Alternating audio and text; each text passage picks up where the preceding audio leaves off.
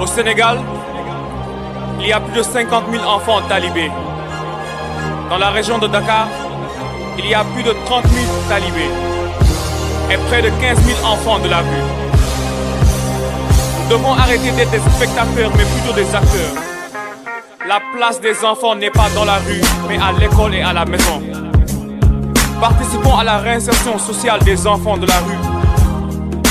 Veillons à leur bonne santé, à leur éducation académique et à leur formation professionnelle. Ces enfants sont l'avenir du Sénégal. Nous devons protéger leur vie et préparer leur avenir. The brain, help the street children. ñëpp ngi gis talbe fak man SDF ci mbedd bi, place publique, feu rouge, garage, arrêt yi ci sedd bi.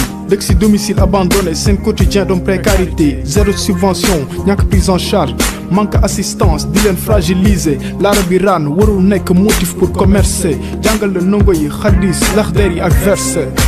Plaider pour l'enfance ak aide dérisoire. Santé menacée, délabrement, espace provisoire. Moderniser daara yi, sensibiliser les maîtres coraniques. Conscientiser les Sénégalais, ñu gën a pacifique.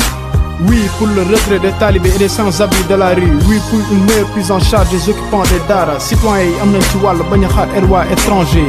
Et des efforts à ne pas ménager. A-t-on mesuré la gravité de ces enfants abandonnés, exploités sans pitié, cris de cœur? Un avenir prometteur existe, de bons tuteurs se font l'honneur, offrant le bonheur à ces mômes qui ne méritent pas l'horreur.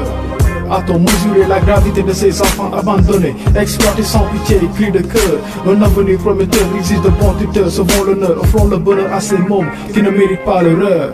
I'm a Billy boy, I'm a Huda boy, living out my home. Samay mbokk ma seetaan ma nekk alalu mbedd. Xalaatuma ëllëg nu may def ba fii laay get. Bépp danger di ñu gette. Ay at ay weer maa ngi nii tous les 7 jours de la semaine je suis à sec. Marginaux wala malade mentaux fii la ñu jaar. Société bi ma rejeté. J'évolue au de la vie normale. Get along yi life rek man ci géro bi laay live. May dund samay carence, aw ma seconde chance.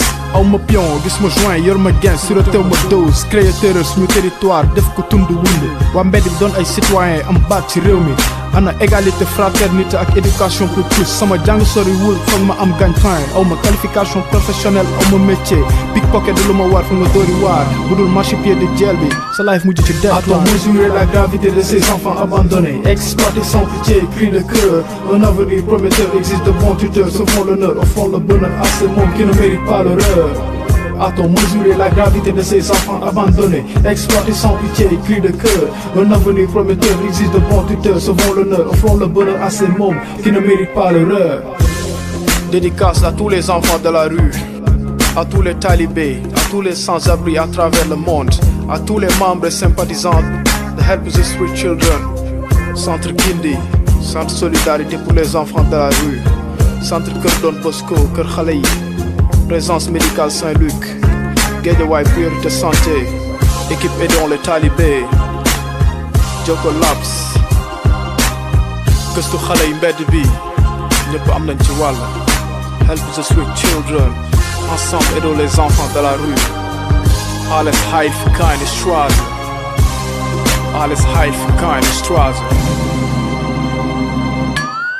A-t-on mesuré la gravité de ces enfants abandonnés, exploités sans pitié, cris de cœur? Un avenir prometteur existe, de bons tuteurs se font l'honneur, offrant le bonheur à ces mômes qui ne méritent pas l'horreur. A-t-on mesuré la gravité de ces enfants abandonnés, exploités sans pitié, cris de cœur? Un avenir prometteur existe, de bons tuteurs se font l'honneur, offrant le bonheur à ces mômes qui ne méritent pas l'horreur. Diamond Records, Mama in South, Harimatar.